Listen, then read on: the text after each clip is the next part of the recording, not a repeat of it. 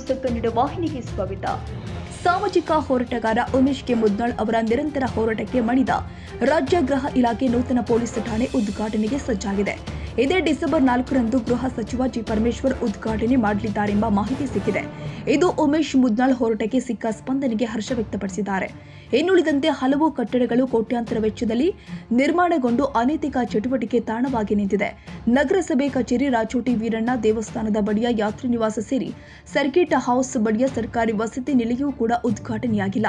ಇದು ಸಾಕಷ್ಟು ಖರ್ಚು ಮಾಡಿ ಕಟ್ಟಿರುವ ಕಟ್ಟಡ ಉದ್ಘಾಟನೆ ಆಗದೇ ಇರುವುದು ಶೋಚನೀಯ ಸಂಗತಿಯಾಗಿದೆ.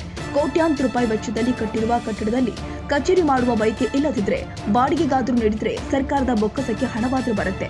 ಆದರೆ ಜಿಲ್ಲಾಡಳಿತ ಹಾಗೂ ಇಲ್ಲಿನ ಜನಪ್ರತಿನಿಧಿಗಳ ನಿಷ್ಕಾಳಜಿಯಿಂದ ಕೋಟ್ಯಾಂತರ ವೆಚ್ಚದಲ್ಲಿ ನಿರ್ಮಾಣವಾದ ಕಟ್ಟಡ ಹಾಳು ಬಿದ್ದಿದೆ. ಇತ್ತ ವಸತಿ ಶಾಲಾ ವಿದ್ಯಾರ್ಥಿಗಳು ಕೊರೆಯುವ ಚಳಿಯಲ್ಲಿ ಗ್ರಾಮೀಣ ಭಾಗದ ವಿದ್ಯಾರ್ಥಿಗಳು ಸ್ಕೂಲ್ ಕಾಲೇಜಿಗೆ ತೆರಳುತ್ತಿದ್ದಾರೆ. ಆದಷ್ಟು ಬೇಗ ವಸತಿ ನಿಲಯ ಉದ್ಘಾಟನೆ ಮಾಡಿದ್ರೆ ಗ್ರಾಮೀಣ ಮಕ್ಕಳು ಸೇರಿ ಸಾರ್ವಜನಿಕರಿಗೆ ಅನುಕೂಲ ಆಗುತ್ತೆ. ಸರ್ಕಾರದ ಖಜಾನೆ ಲೂಟಿ ಮಾಡಿ ಕಟ್ಟಿರುವ ಕಟ್ಟಡವನ್ನ ಆದಷ್ಟು ಬೇಗ ಉದ್ಘಾಟನೆ ಮಾಡುತ್ತಿದ್ರೆ ಉಗ್ರ ಹೋರಾಟ ಮಾಡಲಾಗುತ್ತೆ.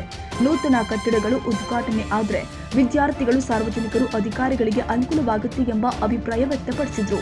ನಂತರ ಹೋರಾಟದಿಂದ ಇವತ್ತು ನಗರ ಪೊಲೀಸ್ ಠಾಣೆ ಉದ್ಘಾಟನಾ ಭಾಗ್ಯ ಕಂಡಿರ್ತಕ್ಕಂಥದ್ದು ಗೃಹ ಇಲಾಖೆ ಸ್ಪಂದಿಸಿರ್ತಕ್ಕಂಥ ನಮ್ಮ ಹೋರಾಟಕ್ಕೆ ಸಿಕ್ಕಂಥ ಜಯ.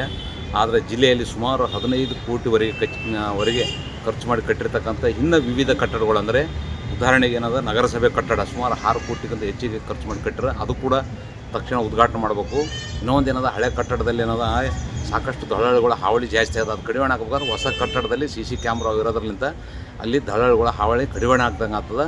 ಮತ್ತು ಇನ್ನೊಂದು ಏನದ ರಾಚೋಟಿ ವೀರಣ್ಣ ದೇವಸ್ಥಾನ ಮುಂಭಾಗದಲ್ಲಿರ್ತಕ್ಕಂಥ ಪದವೀಧರರ ವಸತಿ ನಿಲಯ, ಅದು ಏನದ ಸುಮಾರು 3 ಕೋಟಿವರೆಗೆ ಖರ್ಚು ಮಾಡಿ ಕಟ್ಟಿರ್ತಕ್ಕಂಥದ್ದು. ಇವತ್ತು ಚಳಿಗಾಲದಲ್ಲಿ ಮಕ್ಕಳಿಗೆ ಓದ್ಲಕ್ಕೆ ಬರ್ಲಿಕ್ಕೆ ಅನುಕೂಲ ಆಗ್ತದೆ, ತೊಂದರೆ ಆಗ್ತದೆ. ಇಲ್ಲಿ ರಸ್ತೆ ಇಲ್ಲ, ಸಾರಿಗೆ ವ್ಯವಸ್ಥೆ ಇಲ್ಲ. ಅದು ಹಾಸ್ಟೆಲ್ ನಾವು ಉದ್ಘಾಟನೆ ಮಾಡಿದ್ರೆ ಆ ಮಕ್ಕಳಿಗೆ ಕೂಡ ಅನುಕೂಲ ಆಗ್ತದೆ. ಇನ್ನೊಂದು ಸರ್ಕ್ಯೂಟ್ ಹೌಸಿನ ಮುಂಭಾಗದಲ್ಲಿರ್ತಕ್ಕಂಥ ದ್ವಿತೀಯ PUC ವಿದ್ಯಾರ್ಥಿಗಳಿಗೆ ವಸತಿ ನಿಲಯ ಕಟ್ ಮಾಡಿ ಅದು ಕೂಡ 3 ಲಕ್ಷಕ್ಕಿಂತ ಹೆಚ್ಚಿಗೆ ಖರ್ಚಾಗಿ ಕಟ್ಟಿರ್ತಕ್ಕಂಥದ್ದು. ಸಂಪೂರ್ಣ ಕಾಮಗಾರಿ ಎಲ್ಲ ಮುಗಿದ ತಕ್ಷಣ ಉದ್ಘಾಟನೆ ಮಾಡಿದ್ರೆ ಈ ಚಳಿಗಾಲದಲ್ಲಿ ಮಕ್ಕಳು ಹೋಗೋದು ಬರೋದು ತೊಂದರೆ ಆಗ್ತದೆ. ಮತ್ತು ರಸ್ತೆ ಬಸ್ಸಿನ ವ್ಯವಸ್ಥೆ ಇರಲಾರ್ದ ಕಾರಣ ಮಕ್ಕಳು ಏನದ ಶಾಲಾ ಕಾಲೇಜಿಗೆ ಏನದ ಸಮಯಕ್ಕೆ ಸರಿಯಾಗಿ ತಲುಪಲಾರದೆ ಅವ್ರಿಗೆ ಶಿಕ್ಷಣ ಪಡೆಯೋದಲ್ಲಿ ಮತ್ತು ಅವ್ರಿಗೆ ಓದಲಿಕ್ಕೆ ಅನಾನುಕೂಲ ಆಗ್ಲಾಗತ್ತದ. ತಕ್ಷಣ ಉದ್ಘಾಟನೆ ಮಾಡಿ ಅನುಕೂಲ ಮಾಡಿಕೊಟ್ರೆ ಸರಿ, ಇಲ್ಲದಿದ್ದರೆ ಮುಂದಿನ ದಿವಸದಲ್ಲಿ ಮತ್ತೆ ಒಂದು ನಿರಂತರ ಹೋರಾಟ ಮಾಡಬೇಕಾಗ್ತಕ್ಕಂಥದ್ದು ಸರ್ಕಾರಕ್ಕೆ ಮತ್ತು ಜಿಲ್ಲಾಡಳಿತಕ್ಕೆ ಎಚ್ಚರಿಕೆ ನೀಡ್ತಿದ್ದೇನೆ.